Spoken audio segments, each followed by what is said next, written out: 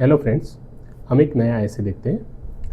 The empires of future will be the empires of mind. यहाँ पे इस ऐसे में कुछ कीवर्ड्स हैं। कौन से वर्ड है यहाँ पे? Empire, then after future and then after mind. हम एक एक वर्ड का मीनिंग समझते पहले। तो एम्पायर्स यानी कि क्या हो सकता है फ्रेंड? एम्पायर जैसे ब्रिटिश एम्पायर था, इंपीरियलिज्म उनका था, ठीक है। ब्रिटिश एक एम्पायर था, ठीक है। ब्रिटिश का इन्होंने इंडिया एंड ऐसे बहुत सारे अलग अलग कंट्रीज पे राज किया। तो हम उसको क्या बोलते थे? एम्पायर। एम्पायर यानी कि सत्ता, है ना। तो एम्पायर्स यानी कि सत्ता, पावर, ये हमने समझ लिया। फ्यूचर तो सबको पता ही है, एंड एम्पायर्स ऑफ माइंड। अब ये क्या कहना चाहता है कि जो फ्यूचर में एम्पायर बनेंगे वो कैसे होंगे? वो किसके बेस पे होंगे? तो वो माइंड के बेस पे होंगे। अब माइंड के बेस पे यानी कि क्या फ्रेंड? माइंड यानी कि हमारा दिमाग से जो भी हम इनोवेशन करते हैं, हम क्रिएटिविटी करते हैं, हम थिंकिंग, हम जो सोचते हैं, हम एजुकेशन या हम इससे क्या करेंगे? हम क्रिटिकल थिंकिंग करेंगे दिमाग से टेक्नोलॉजी नहीं बनाएंगे। तो ये सब जो जिस कंट्रीज के पास में ज़्यादा रहेगा तो वो फ्यूचर में राज करेगा। यहाँ पे ऐसा कहना चाहता है फ्रेंड, अल्टीमेटली ये ऐसे, ठीक है। तो फ्यूचर में कौन राज करेगा फ्रेंड? तो जिसके पास माइंड पावर ज़्यादा होगा, क्रिटिकल थिंकिंग ज़्यादा होगी, जिनके पास टेक्नोलॉजिकल जो आगे होंगे, ज़्यादा से ज़्यादा इनोवेशन किया होगा, तो वो फ्यूचर में राज करेंगे। ये ऐसे अल्टीमेटली ये कहना चाहता है, ठीक है फ्रेंड। तो ये फ्यूचर की बात की गई है कि फ्यूचर में इस तरह के लोग अपना एम्पायर बनेंगे, माइंड का जिसने सही यूज़ किया होगा वो, ठीक है। तो हमें ये इस तरह के ऐसे को एड्रेस करने के लिए हमें क्या करना पड़ेगा फ्रेंड? तो यहाँ पे तो ऐसे में सबसे पहले एरिस्टोटल की एक कोट के साथ में हमने ऐसे की शुरुआत की है। और ये ऐसे का ये कोट किन का है? वो ये कोट जैसे विंस्टन चर्चिल ने दिया हुआ था, तो उनकी भी बात करेंगे हम, ठीक है। अब यहाँ पे फ्यूचर के एम्पायर की बात की गई, ठीक है फ्रेंड। तो फ्यूचर में एम्पायर की बात की गई। फ्यूचर में एम्पायर किसके बेस पे होगा? तो एम्पायर्स ऑफ माइंड का एम्पायर होगा। तो अभी तक का एम्पायर क्या था, तो हमें वो समझना है फ्रेंड, ठीक है। तो शुरुआत हम कहाँ से करेंगे? एंशिएंट टाइम से या मिडाइवल टाइम से। अभी तक कैसा था एम्पायर, किसके बेस पे था? 19th सेंचुरी, 20th सेंचुरी हम देखें तो अलग अलग, तो वो लैंड के बेस पे एम्पायर बनते थे या रिसोर्सेज के बेस पे बनते थे। मिलिट्री पावर जिनके पास ज़्यादा होता था वो सब अपना एम्पायर बनाते थे। पर अब फ्यूचर में एम्पायर होगा वो कैसा होगा? माइंड के बेस पे। अब वो वहाँ पे लैंड के बेस पे इतने नहीं लड़े जाएंगे फ्रेंड, लैंड के बेस पे अब एम्पायर नहीं बनेंगे, इनकी अल्टीमेटली बात की गई है, ठीक है फ्रेंड। तो इस कोड को हमें चरितार्थ करना है अपने ऐसे में, सही से इसको क्या करना है? क्वांटिफाई करना है यहाँ पे, ठीक है फ्रेंड। लेट्स स्टार्ट अवर ऐसे। सबसे पहले हम क्या लिख रहे हैं यहाँ पे कि the roots of education are bitter but the fruit is sweet. Aristotle का ये कोट है, ठीक है। अब हम सोचेंगे कि ये कोट यहाँ पे एजुकेशन की बात क्यों की गई है? एरिस्टोटल का ये एजुकेशन के रिलेटेड कोट यहाँ पे क्यों लिखा, ठीक है फ्रेंड। तो यहाँ पे अल्टीमेटली इंपोर्टेंस दिखा रही है। ऐसे भी इंपोर्टेंस किसका दिखा रहे हैं कि एम्पायर्स ऑफ माइंड। फ्यूचर का एम्पायर किसके बेस पे होगा? माइंड के बेस पे। माइंड यानी कि माइंड में हम माइंड से क्या सोचेंगे friend? Critical thinking, learning ability, education, ये वहीं से तो आएगा ना फ्रेंड। जिसके पास एजुकेशन होगा, एजुकेशन ज़्यादा होगा, तो वो ही ज़्यादा से ज़्यादा माइंड का यूटिलाइजेशन कर सकेंगे फ्रेंड, ठीक है। और वहीं से क्या होगा? एम्पायर्स बनेंगे फ्यूचर के on the base of mind. इसीलिए यहाँ पे इस तरह के कोड को यहाँ पे यूटिलाइजेशन किया है, ठीक है। तो empires of future will be empires of mind. इसमें हम इस कोड से शुरुआत करते हैं एरिस्टोटल की कि roots of education are bitter. जो रूट होते हैं ना एजुकेशन के वो बहुत बीटर होते हैं, बीटर यानी कि कड़वे, but the fruit is sweet. पर जो एजुकेशन के इसके फ्रूट मिलते हैं वो कैसे होते हैं? स्वीट। अब आप ही देख लो, हम सब देख लो, हम एजुकेशन ये अल्टीमेटली हम प्रिपरेशन करते हैं, ठीक है, कम्पिटेटिव एग्जाम की। तो उसके जो अल्टीमेटली फ्रूट होते हैं वो कैसे होते हैं? वो तो स्वीट ही रहने वाली है। अगर आप एग्जाम पास भी करते हो तो ऑब्वियसली आपको गवर्नमेंट जॉब मिलेगी, पर नहीं भी पास करते हो तो जिस भी फील्ड में आप उस एजुकेशन को लेके आगे जाओगे तो वहाँ पे उस एजुकेशन के बेस पे आप कुछ अच्छा ही करोगे, ठीक है। तो रूट्स ऑफ एजुकेशन होते हैं वो बीटर होते हैं, बट उसके जो फ्रूट मिलेंगे वो फ्रूट कैसे होंगे? स्वीट। तो अल्टीमेटली यहाँ पे एजुकेशन के इंपोर्टेंस की बात की गई है, और एजुकेशन से ही क्या आएगा? फ्यूचर्स के एम्पायर बनेंगे, ऐसा यहाँ पे अल्टीमेटली इस कोड से कहना चाहते हैं, ठीक है। तो इस तरह हम कोड से शुरुआत कर सकते हैं इस ऐसे की। अब ये ऐसे ये का टॉपिक है mainly the empires of future will be the empires of mind. तो ये टॉपिक, ये कोट किसने दिया हुआ है? तो विंस्टन चर्चिल ने कोट दिया हुआ है, ये भी हमें याद रखना है। विंस्टन चर्चिल ने कब ये कोट दिया हुआ था? तो ये जब हार्वर्ड यूनिवर्सिटी 1943 में ये अपनी एक स्पीच दे रहे थे, और उन स्पीच में ये बोला था इन्होंने कि empires of future will be the empires of mind. तो सोचो, आज से करीब 80 ईयर्स के पहले उन्होंने ये सोचा था। 80 साल हो गए, 80 साल के पहले उन्होंने क्या सोचा था? इस तरह का कोड दिया था उन्होंने कि फ्यूचर के एम्पायर्स कैसे होंगे? तो माइंड के बेस पे जो एम्पायर्स बनेंगे। तो इसलिए वहाँ से भी उन्होंने ये जो फ्यूचरिस्टिक थे वो विजनरी थे, और उन्होंने बोला था कि आगे वाला टाइम ऐसे आएगा जहाँ पे एम्पायर्स कैसे माइंड के बेस पे बनेंगे। तो ये एजुकेशन का वहीं से उन्होंने भी कहीं ना कहीं वो इम्पोर्टेंस हमें दिखाया था। These words resonate profoundly in 21st century। अब इनके वर्ड विंस्टन चर्चिल के उस टाइम में तो लोगों ने समझा होगा कि नहीं पता, पर अभी 21st सेंचुरी में तो हम देख सकते हैं कि प्रोफाउंडली ये रेजोनेट होते हैं सभी जगह। आज कौन राज कर रहा है फ्रेंड? आज देखिए अमेजोन है, फ्लिपकार्ट है या गूगल है, ये सब बड़ी बड़ी कंपनी, मेटा है वगैरह। तो ये क्या है फ्रेंड? ये माइंड के बेस पे ही क्रिएट हुई है ये कंपनियां, और इनको कहीं पे लैंड को एक्वायर करने की ज़रूरत नहीं पड़ी फ्रेंड। लैंड को एक्वायर करने की ज़रूरत नहीं पड़ी, तो भी उन्होंने बहुत बड़े बड़े अपने साम्राज्य बना दिए। उनकी इतनी प्रॉपर्टी है, वो आज राज कर रहे हैं लोगों में। अब हम इंटरनेट के बिना अपनी लाइफ को हम आज के टाइम में सोच भी नहीं सकते, इनएविटेबल जैसा हो गया है, ठीक है। तो ये आज के टाइम में रिजोनेट हो सकता है। तो इस तरह का हम ये शुरुआत कर सकते हैं। Where the traditional empire of land, resources and military power have given way to empire built on knowledge, ideas and intellectual capital. तो यहाँ पे ये कहना चाहते हैं कि पहले कैसा था? पहले एम्पायर लैंड के बेस पे बनते थे, रिसोर्सेज के बेस पे बनते थे, मिलिट्री पावर के बेस पे बनते थे, ठीक है। पर आज के टाइम में क्या है कि नया टाइम आ गया, इसमें knowledge, ideas and intellectual capital को ज़्यादा से ज़्यादा प्राधान्य दिया जाता है, ठीक है फ्रेंड। और इसके बेस पे फ्यूचर के एम्पायर्स बनने वाले हैं। और हाँ फ्रेंड, हमें याद रखना है कि हम जो भी ऐसे का टॉपिक है उसको बार बार हमारे ऐसे में एटलीस्ट पूरा एंड तक ऐसे लिखते वक्त तक 3-4 बार को उस ऐसे को कहीं ना कहीं लिंक करने की कोशिश करना ही है डायरेक्टली, ठीक है। ये उन वर्ड्स को भी लिखना है, हमें रिपीट करना है। यहाँ पे जैसे रिपीट किया गया है, the empires of future will be the empires of mind and that encapsulate evolving nature of global power. और ये क्या शो कर रहा है फ्रेंड? इससे हम क्या समझ सकते हैं कि अभी जो ग्लोबल पावर है वो ग्लोबल पावर इवॉल्व हो रहा है, ग्लोबल पावर इवॉल्व हो रहा है। पहले ग्लोबल पावर, पहले क्या था? किसके पास था पावर? तो जिनके पास लैंड थी, जिसके पास मिलिट्री ज़्यादा थी, ठीक है, उसके पास ज़्यादा, जिसके पास रिसोर्सेज थे। पर अभी ऐसा नहीं रहा है, तो अभी कुछ चेंज हो रहा है। तो ये शो कर रहा है कि इवॉल्विंग नेचर है हमारा ग्लोबल पावर का। वाइल द 20th सेंचुरी, जब ब्रिटिशर्स भी इंडिया पे उनकी हुकूमत थी, ठीक है, तो while the 20th century was mark by territorial conquest. 20वीं सदी में क्या होता था? तो टेरिटरी वो एक दूसरे कंट्री अपनी दूसरे कंट्री की एक्वायर करते थे, जीतते थे, रिसोर्स कंट्रोल करते थे, अपने हाथ में करते थे रिसोर्सेज को, एंड मिलिट्री डोमिनेंस रखते थे। अभी 21st सेंचुरी में क्या है? Being shaped by intellectual, technological and cultural influence.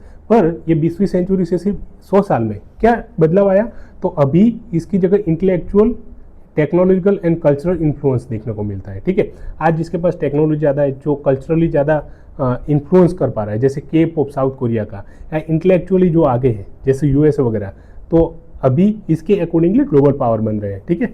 Nations that excel in education, जिस कंट्री के पास एजुकेशन अच्छा है, जो इनोवेशन अच्छा करता है, जो क्रिएटिविटी जिसके पास अच्छी है, will lead this new as. और ये न्यू एज में ऐसे कंट्री आगे जाएंगे। कौन से कंट्री? जिनके पास एजुकेशन अच्छा है, जिनके पास जो इनोवेशन अच्छे से कर सकता है, और जिनके पास क्रिएटिविटी अच्छी है। Where knowledge is the most powerful asset. इन सब में क्या है? जो एजुकेशन, इनोवेशन, क्रिएटिविटी जिनके पास रहेगी, और वहाँ पे नॉलेज क्या है? पावरफुल एसेट का काम करेगा। वहाँ पे नॉलेज पावरफुल एसेट का काम करेगा। पास्ट में ऐसा नहीं था फ्रेंड। पास्ट में क्या था? Imperial power. सपोज पास्ट में अगर एग्जाम्पल देखिए, imperial power was derive from the conquest of territory and control over natural resources. पहले कैसा था इंपीरियल पावर? जैसे हम ब्रिटिश एम्पायर की ही बात कर लें। ब्रिटिश एम्पायर इंडिया पे किस चीज़ की वजह से आए थे? किस चीज़ क्यों आए थे? तो मरी मसाला वगैरह हम सबको पता ही है, वो हमारे पास लेने के लिए आए थे, ठीक है। मरी मसाला वो उस चीज़ का बिजनेस करने के लिए, व्यापार करने के लिए, ठीक है। और बाद में उन्होंने क्या किया? तो नेचुरल रिसोर्सेज को तो कंट्रोल किया, साथ साथ में उन्होंने हमारी टेरिटरी को जीता, ठीक है, टेरिटरी को जीता। आज के टाइम में ऐसा नहीं है। ब्रिटिश एम्पायर का यहाँ पे एग्जाम्पल ले सकते हैं हम। For example, one span continents. British empire कहाँ तक नहीं था? अलग अलग कॉन्टिनेंट में, बहुत सारे कॉन्टिनेंट, लैटिन अमेरिका में था, अफ्रीकन नेशंस में था, इंडियन ओशन में, इंडिया पे, इन अलग अलग जगह पे इनका राज था, ठीक है, ब्रिटिश एम्पायर का। It's power stemming from its vast colony and economic dominance था। उसके पास इतनी सारी उस टाइम के कॉलोनीज थी, जैसे इंडिया एक कॉलोनी था, एंड इकोनॉमिकली वो डोमिनेट कर रहे थे उस टाइम, ठीक है। However as society have progress, पर साथ साथ में समय के साथ में क्या हुआ? सोसाइटी थोड़ी प्रोग्रेस होती गई। The world has witness the rise of knowledge economy. और अभी के टाइम में वर्ल्ड क्या विटनेस कर रहा है? अभी के टाइम में विटनेस क्या कर रहा है वर्ल्ड? अभी नॉलेज इकोनॉमी का टाइम आ गया है फ्रेंड। जिसके पास में नॉलेज ज़्यादा है वो आज डोमिनेट कर रहा है। अब आज ब्रिटिश एम्पायर कहीं पे देखने को मिल रहा है? नहीं देखने को मिल रहा है इतना। अब आज उनकी इकोनॉमी इंडिया से भी पीछे है, ठीक है फ्रेंड। तो ये क्यों है? तो जो कंट्री अपनी नॉलेज इकोनॉमी पे अभी ज़्यादा फोकस कर रहा है, जैसे प्रोग्रेस हो रहा है, तो वो यही कहना चाहता है कि वो डोमिनेट कर रहा है अभी। और इसके हिसाब से उन्होंने विंस्टन चर्चिल ने उस टाइम भी कहा था कि फ्यूचर में एम्पायर कौन से होंगे, फ्यूचर में जिनके पास नॉलेज होगा, empires of the mind, mind का एम्पायर होगा। ठीक है, तो सोसाइटी जैसे जैसे प्रोग्रेस होती है, वर्ल्ड ने विटनेस क्या किया, rise of knowledge economy, knowledge economy का राइज देखने को मिला। वेयर इंटेलेक्चुअल हेरिटेज, जो हमारा इंटेलेक्चुअल हेरिटेज है, इंटेलेक्चुअल हेरिटेज यानी कि हमारी जो इंटेलेक्चुअल यानी कि हमारी जो नॉलेज वगैरह है, नॉलेज का जो हेरिटेज हमारा, ठीक है, हमने इंडिया के पास पहले से कितना ज़बरदस्त आर्किटेक्चर हो, इंजीनियरिंग डिजाइन हो, या टेक्नोलॉजिकली हम आगे थे, जीरो वगैरह हमने सर्च किया था, तो ये सब हमारा इंटेलेक्चुअल हेरिटेज है। तो नॉलेज इकोनॉमी में क्या है, इंटेलेक्चुअल हेरिटेज है, टेक्नोलॉजिकल इनोवेशन है, एंड एक्सेस टू इन्फॉर्मेशन है बिकम पैरामाउंट। तो इन्फॉर्मेशन का एक्सेस, ये सब इंपॉर्टेंट बन गया। जिनके पास अपना इंटेलेक्चुअल हेरिटेज अच्छा है, जो टेक्नोलॉजिकली काफ़ी इनोवेशन कर रहा है, एंड जिनके पास इंफॉर्मेशन है, तो ये पैरामाउंट रहने वाले हैं। और आज के टाइम में डेटा को न्यू ऑयल कहा गया। क्यों न्यू ऑयल कहा गया, डेटा को न्यू ऑयल? इसी के लिए फ्रेंड न्यू ऑयल कहा गया है, क्योंकि पहले ऑयल क्या था, ऑयल एक्चुअल में ऑयल था, वो बहुत कीमती था। ठीक है, पर आज के टाइम में डेटा इतना इंपॉर्टेंट हो गया, जिसके पास डेटा है, जिसके पास इंफॉर्मेशन है, तो वो काफ़ी धनी रहने वाला है, और ये सब राज करने वाला है फ्यूचर में। अभी के टूडेज डिजिटल एज की बात की जाए, information often consider more valuable than physical asset. Physical asset से भी ज़्यादा इंफॉर्मेशन को क्या है, मोर वैल्यूबल मानते हैं। इसीलिए data is the new oil, ऐसा हम कह सकते हैं। ठीक है फ्रेंड, अब यहाँ पे चाइना का हम एग्जाम्पल ले सकते हैं कि चाइना का meteoric rise as global super power. पहले कौन सुपर पावर के पोजीशन पे था, तो हम सबको पता है USSR and USA, United states of America, ये सब ग्लोबल सुपर पावर की पोजीशन में आते थे। ठीक है, पर आज यूएसए की डायरेक्ट टक्कर किसके साथ में, तो चाइना के साथ में। क्यों, चाइना एक ग्लोबल सुपर पावर के तौर पे उभरा है। ये क्यों हुआ फिर, तो उन्होंने सबसे ज़्यादा इन्वेस्टमेंट किस चीज़ में किया, चाइना ने, टेक्नोलॉजी एंड इनोवेशन। टेक्नोलॉजी में इतना सारा इन्होंने इन्वेस्टमेंट किया है कि आज चाइना मैन्युफैक्चरिंग में सबसे आगे है। हम चाइना के बिना हम सर्वाइव आज के टाइम में नहीं कर सकते, ग्लोबलाइजेशन के एज में, ऐसा कह सकते हैं। उनकी इतनी सस्ती चीज़ें हम अपनी मार्केट में क्या करते हैं, इंपोर्ट करते हैं। तो यही है, इसकी वजह से ग्लोबल पावर बना है चाइना। तो ये टेक्नोलॉजी की वजह से और उनके इनोवेशन की वजह से। आप इनोवेशन में चाइना को देखो, आप AI, artificial intelligence, internet of things, 6G technology, सब में चाइना आगे है ना। आर्टिफिशियल सन भी बना रहा है खुद। वंस लार्जली एग्रीरियन सोसाइटी, चीन पहले कैसा था, चाइना पहले कैसा था, एग्रीरियन सोसाइटी था मेजोरिटी, वहाँ पे एग्रीकल्चर डोमिनेट करती थी। पर आज के टाइम में चाइना ने अपने आप को ट्रांसफॉर्म कर दिया और एक टेक्नोलॉजिकल जायंट बन के उभरा है। Excel in areas like artificial intelligence में चाइना आगे है। ठीक है, 5G टेक्नोलॉजी में देखें तो चाइना आगे, रिन्यूएबल एनर्जी, इन सब में चाइना आ जाके। It is now in fierce competition with the United States for technological supremacy. आज अमेरिका के साथ में, यूएसए के साथ में डायरेक्ट कंपटीशन में है। And this rivalry is driven not by land or military might but by intellectual heritage. तो ये यूएसए के साथ में चाइना की जो राइवलरी, ये राइवलरी किस चीज़ पे है, वो लैंड की वजह से। चाइना और यूएसए के तो डायरेक्ट कोई लैंड कॉन्फ्लिक्ट है ही नहीं, ना तो मिलिट्री कॉन्फ्लिक्ट यहाँ पे कभी हमने सुना है, पर किसके बेस पे, इंटेलेक्चुअल हेरिटेज के बेस पे, इंटेलेक्चुअल हेरिटेज। क्योंकि चाइना आज के टाइम पे अलग अलग कंट्रीज में इतना सारा इन्वेस्टमेंट कर रहे हैं, जो कि पहले कौन करता था, यूएसए करता था। ठीक है, तो इंटेलेक्चुअल हेरिटेज में काफ़ी चाइना आगे है। सिमिलरली अगर हमको देखना हो तो हम यूरोपियन यूनियन का एग्जांपल ले सकते हैं। यूरोपियन यूनियन का has also position itself as knowledge based economy. USA ने भी खुद को आज के टाइम में नॉलेज बेस्ड इकोनॉमी पे इन्होंने पोजिशन रखा है, despite the lack of dominant tech hubs. जैसे कि टेक्नोलॉजिकल हब, इतनी यूरोपियन यूनियन में इतना टेक्नोलॉजिकल हब नहीं है वहाँ पे। जैसे सिलिकॉन वैली हम देख सकते हैं, सिलिकॉन वैली कहाँ पे है, सिलिकॉन वैली है यूएसए में। ठीक है, तो वैसा कहीं पे हम यूरोपियन यूनियन में ऐसा कोई सिलिकॉन वैली जैसी कोई टेक्नोलॉजिकल डोमिनेंट करती कोई कंपनी देखने को नहीं मिल रही है। पर कुछ और चीज़ में यूरोपियन यूनियन आगे है, आज आगे है। किस चीज़ में, एडवांस मैन्युफैक्चरिंग, मैन्युफैक्चरिंग बहुत अच्छा है। जैसे जर्मनी से हम कितनी सारी हमारी मेडिकल टेक्नोलॉजी वगैरह हम वहाँ से मंगवाते हैं। ठीक है, तो यूरोपियन यूनियन एक्सेल किस चीज़ में कर रहा है, मैन्युफैक्चरिंग में। फिर फार्मास्यूटिकल, दवाइयों की जो रेयर दवाइयाँ होती है वो यूरोपियन यूनियन उसमें आगे है। ग्रीन टेक्नोलॉजी, ठीक है, ग्रीन टेक्नोलॉजी में काफ़ी ये यूरोपियन यूनियन आगे है। तो ये भी सब किसके बेस पे बनी, मैन्युफैक्चरिंग हो, फार्मास्यूटिकल हो, ग्रीन टेक्नोलॉजी, ये सब अपनी दिमाग की ही उपज है और उसकी वजह से वो लोग क्या कर रहे हैं, राज कर रहे हैं। Germany's commitment to innovation and education, Germany अपना इनोवेशन एंड एजुकेशन में सबसे आगे है, particularly through it focus on engineering and applied science. इसीलिए इंडिया से भी बहुत सारे लोग जर्मनी में पढ़ने के लिए जाते हैं और वहाँ पे एज ए इंजीनियरिंग वर्क के लिए भी जाते हैं।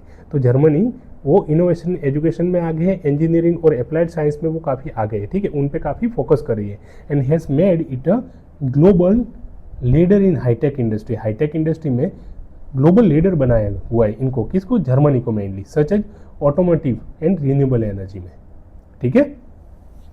अब यूरोपियन यूनियन के एग्जाम्पल हमने देखा, उसमें जर्मनी का एग्जाम्पल देख लिया, हम दूसरा भी एक ग्लोबल एग्जाम्पल उसमें जापान को ले सकते हैं। हम फ्रेंड यहाँ पे इंडिया पर्टिकुलरली बहुत नैरो अंश में नहीं जा रहे, क्योंकि यहाँ पे ऐसे किस टाइप का है, ऐसे पूछा गया कि empires of the future will be empires of mind, ठीक है।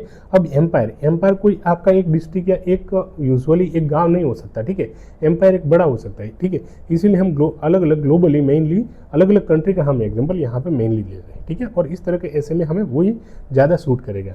तो ग्लोबल एग्जाम्पल हम उसमें जापान का एग्जाम्पल ले सकते हैं। Japan which has maintain its position as a leading innovator, leading innovator का पोजीशन अभी तक भी जापान ने मेंटेन किया। जैसे रोबोटिक्स में जापान आज आगे है, इलेक्ट्रॉनिक्स में आगे, आर्टिफिशियल इंटेलिजेंस, इन सब में जापान आज अच्छा कर रहा है। तो ये सब माइंड की अपनी उपज है। Through substantial investment in research and development, ये सब कंट्रीज क्या करते हैं, रिसर्च एंड डेवलपमेंट में काफ़ी इन्वेस्टमेंट करते हैं। इस तरह जापान ने बिल्ड किया, नॉलेज इकोनॉमी को बिल्ड किया है एंड जो एम्फेसाइज क्या करती है, क्रिएटिविटी इन टेक्नोलॉजिकल एडवांसमेंट। आपके पास नॉलेज होगा तो आप क्रिएटिव रहोगे, आप टेक्नोलॉजिकल एडवांस करोगे, और जापान ने वही किया है और इसकी वजह से आज जापान कहाँ पे, रोबोटिक्स हो, इलेक्ट्रॉनिक्स हो, आर्टिफिशियल इंटेलिजेंस, इन सब में आगे है। तो the country's ability to foster innovation has allow it to remain competitive on the global stage. इसीलिए जो कंट्री के पास में एबिलिटी रहा जो इनोवेशन करने की ज़्यादा से ज़्यादा, जो कंट्री ज़्यादा से ज़्यादा इनोवेशन किया जिसने, वो ग्लोबल स्टेज पे क्या कम्पिटिटिव रहा, ठीक है, कम्पिटिटिव रहा despite see relatively small size and limited natural resource. Japan के पास नेचुरल रिसोर्सेज इतने ज़्यादा नहीं है, उनकी साइज भी बहुत कम है, टेक्नोलॉजिकल अनस्टेबल रीजन में जापान आया हुआ है, वहाँ पे आए दिन वहाँ पे भूकंप के झटके देखने को मिलते हैं, ठीक है, वहाँ पे सुनामी आती रहती है। अभी भी हमने देखा है वहाँ पे कि बीच में सुनामी आई थी एक बहुत बड़े स्केल की, स्टिल वो कंट्रीज आगे है। इतना क्यों है फ्रेंड, इसकी ही वजह से इन्होंने इन्वेस्टमेंट किया है, कहाँ पे, क्रिएटिविटी में इन्वेस्टमेंट किया है, टेक्नोलॉजिकल एडवांसमेंट में। वो हमने एग्जांपल बार बार हम सुनते चाइना का, अरे जापान का, कौन सा, कि एक सिर्फ बच्चे की पढ़ाई के लिए भी वहाँ पे ट्रेन चलती है, ठीक है। तो ये इतना वहाँ पे एजुकेशन को इन्होंने इम्पोर्टेंस दिया हुआ है। फिर countries like Finland and South Korea का हम पे एग्जांपल ले सकते हैं। तो फिनलैंड एंड साउथ कोरिया ने डेवलप किया world class education system that prioritize, ये क्रिएटिविटी पे फोकस करते हैं, प्रॉब्लम सॉल्विंग अप्रोच। बच्चों को ये प्रॉब्लम नहीं देते, प्रॉब्लम को सॉल्विंग करना कैसे करना चाहिए किसी भी प्रॉब्लम को, तो वो भी सिखाते हैं एंड इनोवेशन पे ज़्यादा फोकस करते हैं। Finland focus on personalize learning, Finland तो किस पे, पर्सनलाइज लर्निंग पे फोकस करता है कि ज़्यादा से ज़्यादा इंडिविजुअल को लर्निंग दो। हमारे यहाँ पे ऐसा नहीं कि 30 बच्चों के बीच में एक टीचर आ गया है, ठीक है, और वो भी टीचर क्लास में आए ना आए कोई फिक्स नहीं होता, यार न्यूज़पेपर पढ़ेंगे, बहुत सारे, मतलब गवर्नमेंट स्कूलों में तो मेनली यही होता है, ठीक है, वहाँ पे कोई बच्चों को पढ़ाया नहीं जाता खास। तो उल्टा फिनलैंड जैसे कंट्री जो मोस्ट हैप्पीएस्ट है, जो मोस्ट आगे है सबसे ज़्यादा, तो उन कंट्री पे सबसे ज़्यादा फोकस किस पे रहता है, पर्सनलाइज लर्निंग पे एंड क्रिटिकल थिंकिंग। वहाँ पे बच्चों को ये चीज़ें सिखाई जाती है कि सोचना कैसे, किस वे में आपको सोचना चाहिए, थिंकिंग आपकी किस तरह की होनी चाहिए ताकि आप कुछ अच्छा इनोवेशन कर सको, एंड ये सब इस पे फोकस किया जाता है, जिसकी वजह से आज टॉप परफॉर्मर है ये फिनलैंड जैसे country in global education ranking में। इस तरह साउथ कोरिया का भी हम एग्जाम्पल देखें तो with राइगरस emphasis on education, south Korea ने भी एजुकेशन पे काफ़ी एम्फेसिस, काफ़ी ध्यान दिया हुआ है, पर्टिकुलर साइंस में देखा जाए, टेक्नोलॉजी हो, इंजीनियरिंग हो, मैथमेटिक्स, यानी कि स्टेम एजुकेशन। इंडिया की बात की जाए तो इंडिया स्टेम एजुकेशन में काफ़ी पीछे है, ठीक है, जबकि साउथ कोरिया ने स्टेम एजुकेशन पे ज़्यादा फोकस किया है। स्टेम में साइंस, टेक्नोलॉजी की, इंजीनियरिंग एंड मैथमेटिक्स, एंड एक ग्लोबल लीडर के तौर पर उभरा है इन टेक्नोलॉजी एंड इनोवेशन में, ठीक है फ्रेंड। टेक्नोलॉजी एंड इनोवेशन में साउथ कोरिया को हमने देखा है। साउथ कोरिया की जैसे सैमसंग कंपनी मोबाइल की, तो आज इंडिया में बहुत ज़्यादा लोग सैमसंग के मोबाइल का यूटिलाइजेशन करते हैं। ये बहुत छोटी छोटी कंट्री है, तो भी कितना टेक्नोलॉजी एंड इनोवेशन में इतना आगे है। अब हम यहाँ पे लास्ट में इंडिया का भी एक एग्जाम्पल लिखते हैं। India is also emerging as a global leader in technology and innovation. आज इंडिया भी इस सब कंट्रीज के हरोल में अब धीमे धीमे आ रहा है। मेकिंग सिग्निफिकेंट स्ट्राइड्स इन फील्ड लाइक इन्फॉर्मेशन टेक्नोलॉजी में हम कुछ अच्छा कर रहे हैं, स्पेस एक्सप्लोरेशन में हमारा गगनयान मिशन जा रहा है, हमने चंद्रयान 3 गया है, ठीक है, हम अपना एक अंतरिक्ष यान बनाने वाले हैं खुद। तो हम इस सब चीज़ों में हम आगे एक जा रहे हैं। एंड बायोटेक्नोलॉजी में भी इंडिया काफ़ी अच्छा कर रहा है। सिटीज हमारी जैसे Bengaluru have become synonymous with tech innovation. Bengaluru को मेनली IT हब के तौर पे जाना जाता है। क्यों? क्योंकि वहाँ पे इंफॉर्मेशन टेक्नोलॉजी पर काम करने वाली बहुत बड़ी बड़ी कंपनीज वहाँ पे आई है। Housing some of world's largest tech company और स्टार्टअप ये कहाँ पे हुए? तो ये बेंगलोर में देखने को हमें मिल रहे हैं। ठीक है, शार्क टैंक में भी हमने देखा होगा, बहुत सारे लोग होते हैं जो बेंगलोर से वो अपना स्टार्टअप लेके आते हैं। ठीक है, तो ये सब इसकी वजह से एक आज बेंगलुरु जैसी जो सिटी है एक स्टार्टअप में और IT में बहुत अच्छा काम कर रही है। और यही सब है हमारा, इसमें जो आगे होगा वो फ्यूचर में राज करेगा, उनका खुद का एक एम्पायर होगा। The Indian IT industry with Giants like, हमारा IT इंडस्ट्री में जाइंट्स कौन है? TCS है जैसे, ठीक है, फिर इन्फोसिस कंपनी है, विप्रो है। तो इन सब ने क्या किया? Has not only transform India's economy, इन्होंने इंडिया की इकोनॉमी में तो काफ़ी कंट्रीब्यूशन किया है, पर सिर्फ इनको ट्रांसफॉर्म नहीं किया, but also position the country as a global hub for software development and IT service. और इंडिया को इन्होंने सॉफ्टवेयर डेवलपमेंट करवाने में एंड IT सर्विस में भी एक ग्लोबल हब में एक कंट्री को पोजीशन किया है। ठीक है फ्रेंड, तो ये यहाँ पे हमने इंडिया का भी एग्जाम्पल लिख दिया और इंडिया में हमने TCS, इन्फोसिस, विप्रो का भी एग्जाम्पल लिख दिया कि इन्होंने इकोनॉमी में तो कंट्रीब्यूट किया है, साथ साथ में हमने सॉफ्टवेयर डेवलपमेंट और IT सर्विस में भी इंडिया को ग्लोबल हब में एक अच्छी पोजीशन पे रखा है। ठीक है, और इसमें बेंगलुरु का भी हम नाम लिख सकते हैं। ठीक है, और इसके साथ में हम इंडिया के कुछ जो अच्छे अच्छे इनिशिएटिव है उन इनिशिएटिव को लिखेंगे। गवर्नमेंट के इनिशिएटिव इस डायरेक्शन में, जैसे माइंड के लिए हमने क्या कौन सी इनिशिएटिव दी है? तो स्किल इंडिया इनोवेशन है हमारा, फिर डिजिटल इंडिया है, जैसे स्टार्टअप इंडिया है। तो are aimed at fostering innovation, ये सब इनिशिएटिव क्यों है? मेनली इनोवेशन करवाने के लिए, एंटरप्रेन्योरशिप डेवलपमेंट करवाने के लिए, equipping young Indians with the skills needed to thrive in knowledge driven global economy. और आने वाले टाइम में हम सबको पता है कि नॉलेज ड्रिवन ग्लोबल इकोनॉमी रहने वाली है, तो उसमें यंग इंडिविजुअल, स्किल वाले इंडिविजुअल इंडस्ट्री 4.0 में ज़रूरत ज़्यादा रहेगी। ठीक है, तो उसके लिए उनको स्किल प्रोवाइड करने के लिए भी गवर्नमेंट ने ये सब skill India, digital India, startup India जैसे इनिशिएटिव लिए हैं। With millions of engineer, India में कितने सारे इंजीनियर हर साल पास होते हैं, scientist and IT professional produce annually. India is contributing significantly to global tech hubs of world. India significantly ये से क्या कर रहा है? कंट्रीब्यूट कर रहा है। आज सिर्फ इसरो जैसी कंपनीज में नहीं, पर नासा जैसी कंपनी में भी इंडिया के साइंटिस्ट बहुत सारे अलग अलग वहाँ पे काम कर रहे हैं। ठीक है, तो इस तरह भी हम लिख सकते हैं। इंडिया स्पेस एजेंसी, उसका नाम क्या है फ्रेंड? हम सबको पता है, ISRO. Further exemplifies the country's growing intellectual heritage. ISRO में हम देख सकते हैं कि हमारा इंटेलेक्चुअल हेरिटेज बढ़ा ही रही है ये। ठीक है, तो इस तरह भी हम इसमें लिख सकते हैं। Despite operating on a fraction of budget of other space agency. अब अगर नासा के कंपैरिजन में इसरो का अगर बजट देखें हम, तो बहुत कम, यानी 25वें भाग का है हमारे इसरो का बजट ऑलमोस्ट। ठीक है, और चाइना से 10वें भाग का है, तो इतना कम बजट इसरो का है। स्टिल ये नॉलेज इकोनॉमी में आज अच्छा काम कर रही है। ISRO has achieve remarkable feats, काफ़ी अच्छा काम किया है। जैसे सक्सेसफुल लॉन्च किया हमारा मार्स ऑर्बिटर मिशन, हम मंगलयान मिशन, जो मंगलयान मूवी भी था इसके ऊपर ही बना था ना, जो अक्षय कुमार वाला, तो मार्स ऑर्बिटर मिशन हम इसको कैसे भूल सकते हैं। फिर चंद्रयान रूलर मिशन, जो साउथ पोल को भी हमने एक्सपेडिट कर दिया बाय चंद्रयान 3, तो ये हम इसमें लिख सकते हैं। These achievements showcase India's ability to lead in highly complex knowledge intensive field. ये क्या शो कर रहा है हमारा? इसरो इतना अच्छा काम कर रहा है, ये क्या शो कर रहा है फ्रेंड? तो हम हाईली कॉम्प्लेक्स वाले एंड नॉलेज इंटेंसिव फील्ड में भी हमारा इंडिया है अपनी लीडिंग पोजीशन दिखा रहा है, कम्पीट कर रहा है ग्लोबल पावर के साथ में on basis of intellect rather than share financial और मिलिट्री स्ट्रेंथ। इंडिया की अगर फाइनेंशियल स्ट्रेंथ देखें, अगर मिलिट्री स्ट्रेंथ देखें हमारे, तो हम पीछे। ठीक है फ्रेंड, मिलिट्री स्ट्रेंथ यानी कि सिर्फ मिलिट्री हमारे पास कितने लोग हैं वो नहीं फ्रेंड, ठीक है, कितने आर्मी के जवान है वो नहीं, पर हमारे उसमें हथियार भी कितने वो भी गिने जाएंगे। ठीक है, तो इन सब चीज़ों में हम पीछे होने के बावजूद भी आज अलग अलग इन मिशन को अच्छे से सक्सेसफुली कंप्लीट करने के बाद आज इंडिया बहुत सारे अलग अलग कंट्रीज़ के साथ में कम्पीट कर रहा है। तो ये हम कह सकते हैं, इसलिए हम कह सकते हैं कि empires of future will be the empires of mind. ठीक है, India's challenge however lies in ensuring that its educational system continue to evolve to meet global standard। अब हमारे यहाँ पे कुछ चैलेंज है फ्रेंड। ठीक है, चैलेंज है कि हम एम्पायर्स ऑफ फ्यूचर के एम्पायर माइंड के बेस पे होने चाहिए। ठीक है फ्रेंड, पर अब यहाँ पे हम माइंड को डेवलप नहीं कर पा रहे हैं, यानी कि हमारे यहाँ पे क्रिटिकल थिंकिंग, एजुकेशन सही वगैरह वो प्रॉब्लम है। ठीक है, ये प्रॉब्लम है फ्रेंड। ठीक है, तो इसको हमें एड्रेस करना पड़ेगा। तो ये चैलेंज क्या है? चैलेंज हमें सबसे पहले समझना है कि हमारा इंडिया की एजुकेशन सिस्टम है ना फ्रेंड, वो ग्लोबल स्टैंडर्ड को मीट करने की कोशिश करी, पर अभी तक हम सक्सेसफुल नहीं हुए फ्रेंड, सक्सेसफुल नहीं हुए। हमारी जो टेक्नोलॉजिकल कैपेबिलिटी है वो भी हम इतना डेवलप नहीं कर पाए। हमारी बहुत सारी गवर्नमेंट स्कूल्स वगैरह देखेंगे तो वहाँ पे लेबोरेटरी नहीं होती फ्रेंड, 9वें या 10वें स्टैंडर्ड के स्टूडेंट को ये पता नहीं होता कि लेबोरेटरी में जाके करना क्या है। तो हम ग्लोबल स्टैंडर्ड को मीट करने की आज भी न्यू एजुकेशन पॉलिसी के बावजूद भी हम कोशिश ही कर रहे हैं फ्रेंड, ठीक है, हम कम्पीट नहीं कर पा रहे। While the country produce large number of graduates, कितने सारे ग्रेजुएट हर साल पास हो रहे हैं।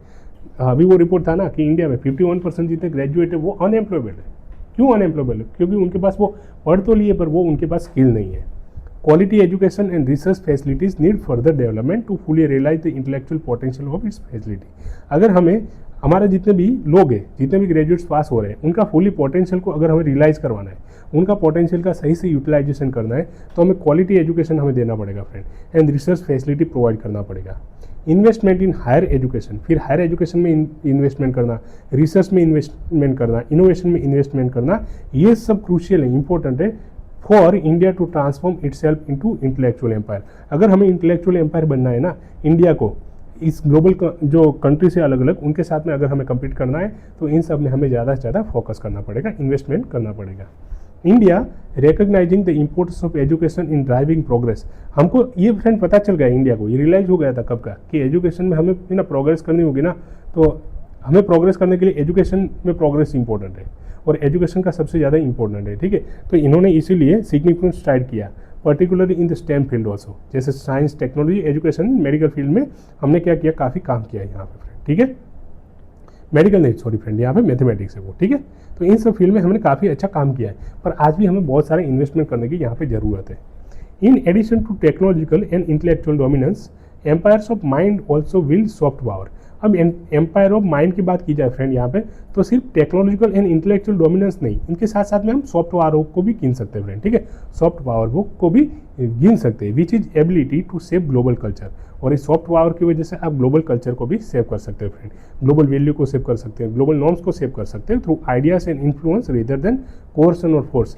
आप किसी भी इंसान को अगर आप फ्रेंड बनना है ना, तो सामने वाले के इंसान का कल्चर आप अपने आप में एडोप्ट कर लोगे ना, तो वो भी इंसान आपके अकॉर्डिंगली हो जाएगा फ्रेंड, ठीक है। अगर कहीं पे आप किसी के साथ में कनेक्ट नहीं कर पा रहे हो, तो सामने वाले इंसान का लैंग्वेज में बात करो तो भी वो आप कनेक्ट कर पाओगे। तो इसी तरह अगर सिर्फ फ्यूचर के एम्पायर बनाने के लिए माइंड से सिर्फ नहीं चलेगा फ्रेंड, ठीक है। आपने वो तो हमें उसको तो हमें आर्ग्यूमेंट में लिखना ही पड़ेगा, empire of future will be empire of mind, ये तो सही बात है, ठीक है। पर उसके साथ साथ में और भी कुछ चीज़ लिखनी पड़ेगी हमें, तो और भी कुछ चीज़ चाहिए, और उसमें क्या हम लिख सकते हैं कि सॉफ्ट पावर चाहिए होगा। और सॉफ्ट पावर से क्या है, ग्लोबल कल्चर को आप सेव कर पाओगे, वैल्यूज़ को, नॉर्म्स को सामने वाले इंसान के ऊपर प्रेशर किए बिना। Soft power place a crucial role in modern global order. अब इसमें एग्जाम्पल एक देखा जाए तो अभी एक रिपोर्ट आया जिसमें कि अलग अलग कंट्रीज के लोग इंडिया के बारे में क्या सोच रहे हैं फ्रेंड, ठीक है। तो यूएसए के लोग हैं 38% इंडिया के बारे में 38 या 48% अच्छा सोच रहे हैं, जबकि यूके के ना इंग्लैंड के ऑलमोस्ट 60% प्लस लोग इंडिया के बारे में अच्छा सोच रहे हैं, जबकि उन्होंने तो हमको कॉलोनाइज किया था, हम सबको पता है, हमारे पे राज किया था, स्टिल वो हमारे बारे में अच्छा सोच रहे हैं फ्रेंड। तो क्यों ऐसा है? तो ये इसलिए ऐसा है फ्रेंड कि इंग्लैंड के साथ में इंडिया की रेगुलरली क्या है, क्रिकेट वगैरह होती रहती है, तो वो लोग इंडिया को जानते हैं फ्रेंड, ठीक है, वो लोग इंडिया को जानते हैं। तो इसकी वजह से क्या कल्चर का आदान प्रदान करते हैं, तो वो लोग भी इंडिया को अच्छे से फॉलो करते हैं और हम भी उनको फॉलो करते हैं, इसलिए कहीं ना कहीं वो कनेक्शन बनता है। और इसकी वजह से क्या होता है कि हमें फोर्स नहीं करना पड़ रहा है, तो भी उनको हमारी चीज़ें पसंद आ रही है। तो इस तरह ये विदाउट फोर्स किए बिना भी ग्लोबल कल्चर को सेव कर रहा है, उनको हमारे प्रति उनके आइडियाज़ को सेव कर रहे हैं, ठीक है। तो ये हम यहाँ पे लिख सकते हैं, soft power play a crucial role in modern global order. Soft power है मॉडर्न ग्लोबल ऑर्डर में क्रूशियल रोल प्ले करता है। As nation with strong cultural exports can exert influence far beyond their border. जिन countries के पास में cultural export ज़्यादा strong रहेगा कल्चरल एक्सपोर्ट, यानी कि कल्चर की अपनी अपनी चीज़ें अच्छे से वो अगर बॉर्डर के उस पार भी अगर वो ले जाते हैं तो वो काफ़ी इम्पैक्टफुल रहेगा। इन दिस कंटेक्स्ट में अगर इंडिया की स्पिरिचुअल ट्रेडिशन की बात की जाए, जैसे योग को और Ayurveda have become global phenomena. योग एंड आयुर्वेदा की वजह से आज इंडिया को बाहर भी कंट्रीज जानते हैं, ठीक है, और वो हमारे इंडिया के प्रति गुडविल रखते हैं। ये क्यों? योग एंड आयुर्वेदा, और ये हमारे क्या है, ये हमारे ये सॉफ्ट पावर फ्रेंड, ठीक है। और इसकी वजह से हम फ्यूचर के एम्पायर्स भी क्रिएट कर सकते हैं।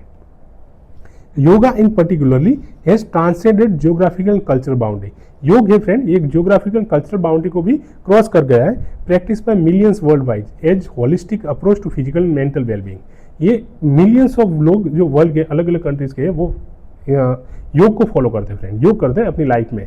और ये क्यों करते हैं, तो होलिस्टिक अप्रोच अपनी बॉडी को देने के लिए। होलिस्टिक अप्रोच में फिजिकल एंड मेंटल वेलबींग दोनों जरूरी है, और फिजिकल एंड मेंटल वेलबींग कब कहाँ से आएगा, तो योग से आएगा फ्रेंड, ठीक है, योग से आएगा। तो ये इसीलिए इंपॉर्टेंट है। तो वहाँ पे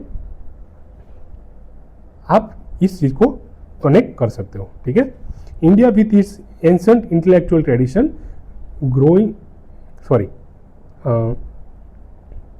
फिर हम आगे लिख सकते हैं कि इंटरनेशनल डे ऑफ योगा, जैसे यूनाइटेड नेशंस ने रिकॉग्नाइज किया है, is a testament to India's ability to export its ancient wisdom in ways that resonate with contemporary global concern. अब कंटेम्प्रेरी ग्लोबल कंसर्न कौन से फ्रेंड, तो फिजिकल एंड मेंटल वेलबींग लोगों का सही नहीं है, मेंटल वेलबींग होना जरूरी है, ठीक है, पर आज भी सुसाइड लोग कर रहे हैं, ज़्यादा से ज़्यादा स्ट्रेस में लोग हैं।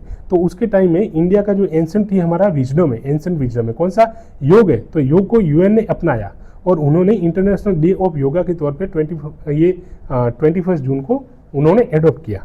तो ये क्या बता रहा है फ्रेंड, ये हमारा इंटेलेक्चुअल पावर बता रहा है, इंटेलेक्चुअल हेरिटेज बता रहा है, ये हमारा सॉफ्ट पावर शो कर रहा है।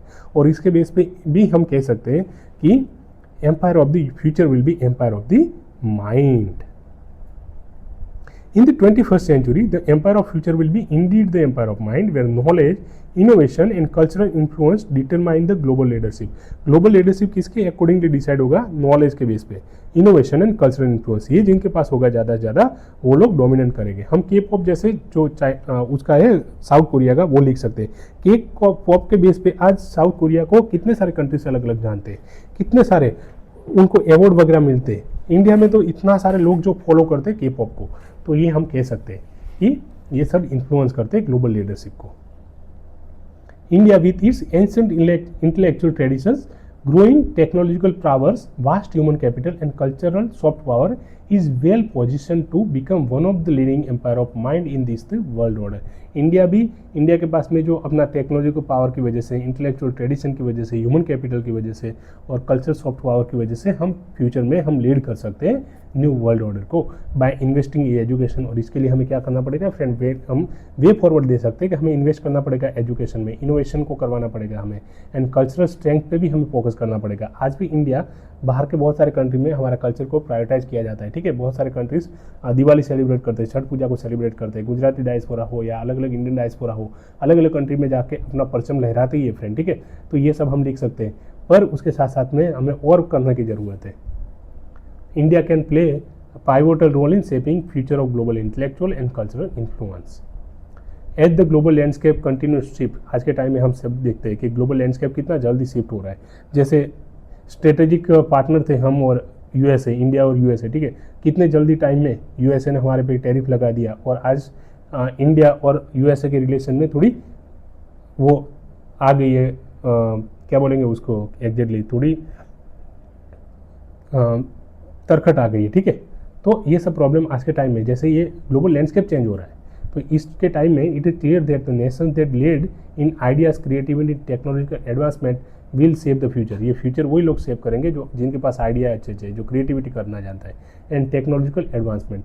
यूएसए अपना दम सिर्फ अपनी उनकी मिलिट्री पावर पे नहीं दिखाता या इकोनॉमिक पावर पे नहीं फ्रेंड, उनके पास टेक्नोलॉजिकल जायंट भी बहुत सारे बैठे हैं।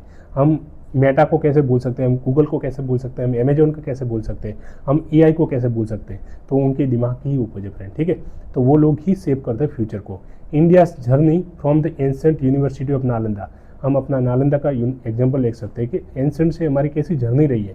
नालंदा से tech hub of Bengaluru, Bengaluru आज टेक हब बन गया, is testament to the enduring power of intellectual capital. ये क्या दिखाता है कि इंटेलेक्चुअल कैपिटल का एंड्योरिंग पावर दिखाता है, यहाँ पे शोकेस करता है। Future belongs to those who can harness the power of mind, और ये हम एक कोड भी लिख सकते हैं कि फ्यूचर किनका है, जो माइंड का पावर को हार्नेस कर पाएगा, है ना। Future belongs to those who can harness power of mind, and India is poised to be one of the key architect of this new age. आज के टाइम में ये न्यू एज है, उसमें इंडिया भी ये काम करेगा कि अपने हार्नेस करेगा अच्छे से पावर ऑफ माइंड को, और इंडिया का ये फ्यूचर होगा, हम ऐसा भी लिख सकते हैं। और लास्ट में कोट से मार्टिन लूथर किंग जूनियर का कोट है, कोट के साथ में हम हमारा ऐसे ही उसका फिनिश भी अच्छे से कर सकते हैं कि function of education is to teach one to think intensively. इसलिए हमें क्या, हमारा काम क्या है मेनली, तो कि एजुकेशन देना। एजुकेशन का फंक्शन मेनली क्या है, तो एजुकेशन कैसा होना चाहिए, एजुकेशन सिर्फ हमें रट्टा करवाने वाला एजुकेशन नहीं होना चाहिए। एजुकेशन वो होना चाहिए जो हमें सोचने पे मजबूर करे, हमें सिखाए कि सोचना कैसे है।